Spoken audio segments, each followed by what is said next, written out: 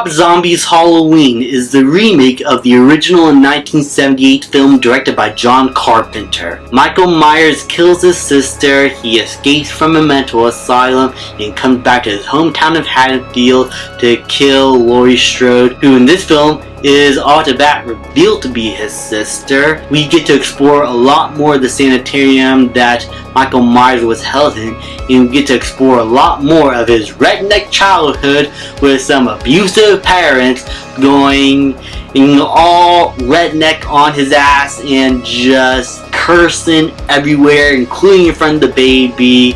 Sisters giving blowjobs and everything. I never liked these films. Never did.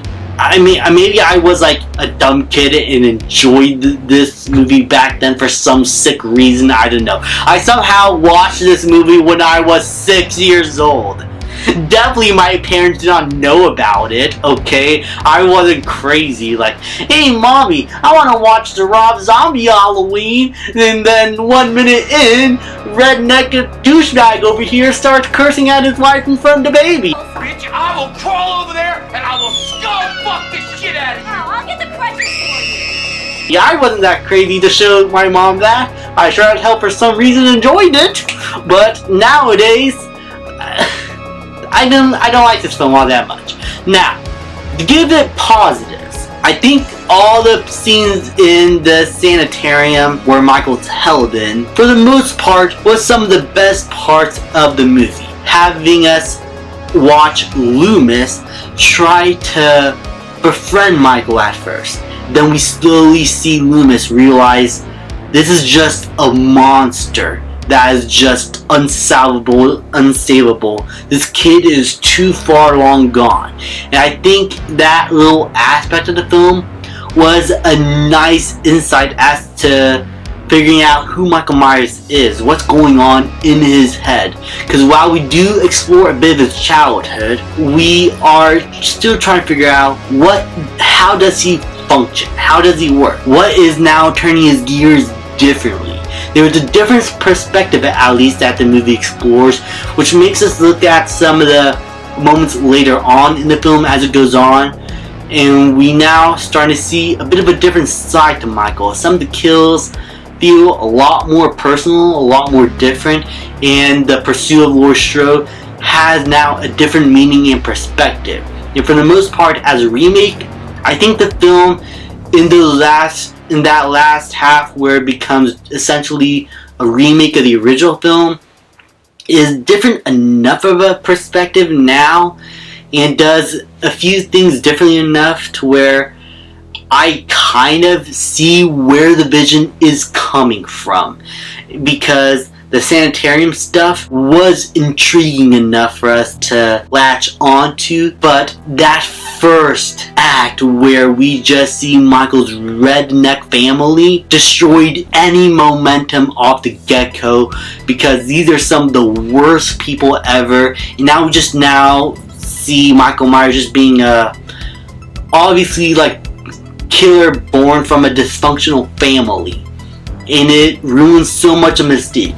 I felt like if the film just started off at the sanitarium, not only could you have saved a lot more time and streamlined the film a lot more, you could have saved a lot more of the mystery, kept a lot more of the mystery intact, while still having Rob Zombie do his thing.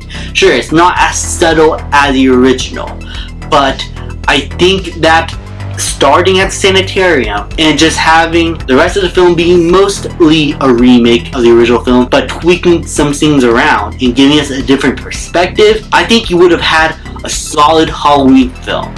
If you were going to watch this film, just start at sanitarium parts where Michael's locked up, and then the rest of the film is probably a lot more enjoyable.